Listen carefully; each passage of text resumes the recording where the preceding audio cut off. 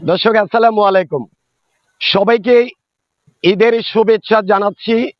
Channel S ডিজিটালের পক্ষ থেকে আমি বাবুল শিকদার। দর্শক, এই মুহূর্তে দেশ অথবা প্রবাস থেকে যেখান থেকে আমাদের চ্যানেল এস ডিজিটাল লাইভ অনুষ্ঠানটি দেখছেন বা দেখবেন, আমি সবাইকে জানাচ্ছি আন্তরিক শুভেচ্ছা। দর্শক, আমি এই মুহূর্তে আছি ব্রাহ্মণবাড়িয়া জেলার আশুগঞ্জ রেল স্টেশনে। বলছিলাম রেল স্টেশনে যাত্রীদের দুর্ভোগের কথা। নারীর টানে গ্রামের বাড়িতে ঈদের আনন্দ ভাগাভাগি করে নিতে এসে আসা সেই মানুষগুলো আবার কর্মের টানে ফিরে যাচ্ছে ঢাকা রাজধানীতে। আমরা আসলে দেখাবো যে ঢাকা গ্রামে যে ট্রেনের জন্য অপেক্ষা করছেন যে যাত্রীরা, আমি যদি আপনাদেরকে একটু দেখায় রাখি যে এখানে হাজার হাজার যাত্রী কিন্তু এখানে দাঁড়িয়ে আছে, বসার কোনো ব্যবস্থা নাই। আপনারা দেখছেন যে এখানে যে একটা ছাউনি রয়েছে, এই আশুগঞ্জ রেল স্টেশনে বি গ্রেড ছিল, অবনতি করে কিন্তু এখন ডি গ্রেডে নামিয়ে নিয়ে আসা হয়েছে। আর ডি গ্রেডে নামিয়ে নিয়ে আসার ফলে যাত্রীদের কোনো বিশ্রামাগার নেই এবং বসার কোনো জায়গা নেই। এখানে পুলিশ নিরাপত্তা বা নিরাপত্তা বাহিনী নেই। না থাকার কারণে যে ঐক্যবদ্ধ আশুগঞ্জ নামে একটি সামাজিক সংগঠন, তারা কিন্তু আমরা যেমনটা লক্ষ্য করেছি যে দিন রাত অক্লান্ত পরিশ্রমের মাধ্যমে যাত্রীদের সেবায় নিয়োজিত কাজ করছেন। ভাই, আমি যদি আপনাদের কাছ থেকে একটু জানবো, দর্শকদের উদ্দেশ্যে যদি বলতেন যে আশুগঞ্জ রেল স্টেশনে কি কি সমস্যা ছিল এবং ঐক্যবদ্ধ আশুগঞ্জ নামে আপনারা স্বেচ্ছাসেবী যে একটা টিম রয়েছেন, সেই আপনারা কতটুকু অগ্রগামী হতে পারছেন যদি আমাদেরকে একটু বলতেন। জি, আসসালামু আলাইকুম। আপনি জানেন যে আশুগঞ্জ আসলে একটা ডি গ্রেডের রেল স্টেশন। আর এখন ঈদ শেষ করে ঢাকাগামী মানুষের প্রচুর পরিমাণে চাপ। আর ওই চাপের তুলনায় আসলে আশুগঞ্জ স্টেশনে যে সুবিধা আছে সেটা আসলে নিতান্তই কম। আমরা ঐক্যবদ্ধ আশুগঞ্জ প্রথমত ধরেন এখানে একটা ফ্রি ওয়াইফাই ব্যবস্থা করছি। আগে টিনের গুলা চালগুলা দিয়ে আপনার পানি পড়তো, বৃষ্টির পানি, এগুলো আমরা পরিষ্কার ব্যবস্থা করছি। এবং সবচেয়ে বড় কথা যে আমরা এখান থেকে একদম জিরো টলারেন্স, টিকেটের যে কালোবাজারি ছিল সেটা একদম জিরো টলারেন্সে নিয়ে আসছি।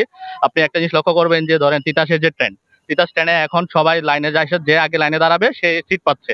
এছাড়া মনে করেন আমরা কোনো কালোবাজারি করতে দিচ্ছি না। এবং যাত্রীদের এখন হচ্ছে রিসেন্টলি খুব গরম পড়তেছে, আমরা 2 দিন ধরে যাত্রীদের মাঝে প্রায় শরবত বিতরণ করছি। প্রতিদিন প্রায় 1000 যাত্রীকে শরবত বিতরণ করছি।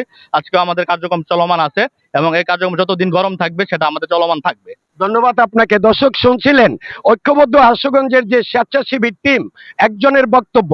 আমরা জানবো যে নারীর টানে ফিরে আসা পরিবার পরিজন প্রিয়জনদের সাথে ঈদের আনন্দ ভাগাভাগি করে দীর্ঘ ছুটির পর আবারও কর্মস্থলে ফিরছেন এমন একজন যাত্রীর কাছ থেকে আমরা জানবো যে ভাই, আসসালামু আলাইকুম, এই বছর ঈদ কেমন করলেন?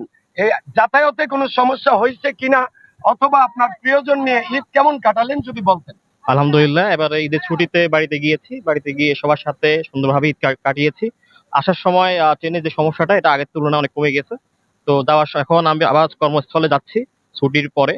তো আলহামদুলিল্লাহ সব মিলিয়ে ভালো যাচ্ছে। আর ঐক্যবদ্ধ আশুগঞ্জ এই টিমটা অনেক ভালো কাজ করছে। তারা কালোবাজারে এই জিনিসগুলো যেন না হয়, তারপর টিকিট যেন তারা পায়, এই জিনিসগুলো তারা নিশ্চিত করতেছে। এই জন্য তাদেরকেও ধন্যবাদ। এটা আর কি। Thank you. যাক, ধন্যবাদ আপনাকে।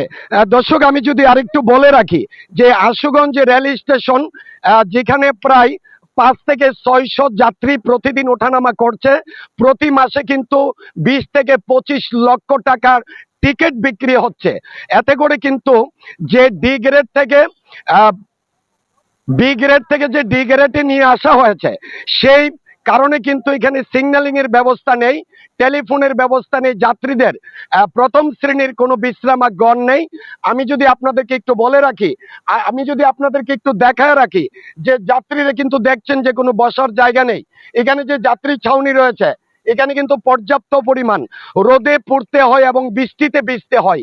এই দুর্দশা কমিয়ে নিয়ে আসতে ঐক্যবদ্ধ আশুগঞ্জের আমরা যেমনটা দেখেছি যে দীর্ঘদিন যাবৎ এই আন্দোলন সংগ্রাম চালিয়ে যাচ্ছেন এলাকাবাসী এবং যাত্রীদের দাবি, এই আশুগঞ্জ রেল স্টেশনটি পুনরায় বি গ্রেডে নিয়ে আসার দাবি জানিয়েছেন। তো দর্শক, এই ছিল ব্রাহ্মণবাড়িয়া আশুগঞ্জ রেল স্টেশন থেকে বাবুল শিকদার, চ্যানেল এস, ব্রাহ্মণবাড়িয়া।